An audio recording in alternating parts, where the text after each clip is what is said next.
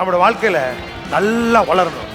அப்படி வளரணும் அப்படின்னா நம்ம ஜீவனை பேசிக்கிட்டே இருக்கணும். பேச பேச வளருவோம்.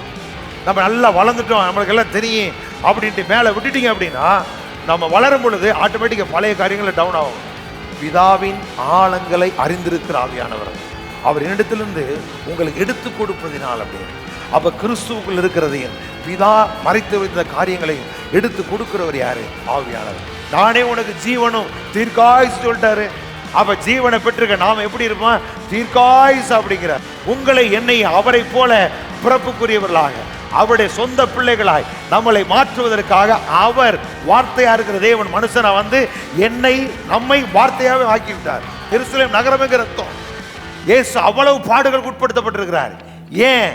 அவர் ஜீவனை கொடுக்காம அதை என்ன செய்ய யாரு எடுக்க? இந்த உலகத்துல எந்த மனிதனுக்கு அதிகாரம் கிடையாது. இதை நீங்க புரிஞ்சுக்கணும்.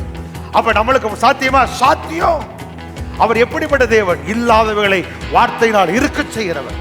அவர் எப்படிப்பட்ட தேவன்? உயிர்ப்பிக்கிற வல்லமை உடையவர். அப்ப அதே ஜீவனை தான் உங்களுக்குள்ள எனக்குள்ள வச்சிருக்காரு. அப்ப எப்படிப்பட்ட ஆசீர்வாதம்! அப்ப பிள்ளைகளின் பிள்ளைகளுக்கு 2 தலைமுறைக்கு, பிள்ளைகளின் பிள்ளைகள் 2 தலைமுறைக்கு நீங்க வாழ்ற போது உங்க பிள்ளைகள் அடுத்த பிள்ளைகளுக்கு நீங்க சேர்த்து வச்சுட்டு போறது தான் பைபிள் சொல்லுது நல்லவன் அப்படிங்கிறார்.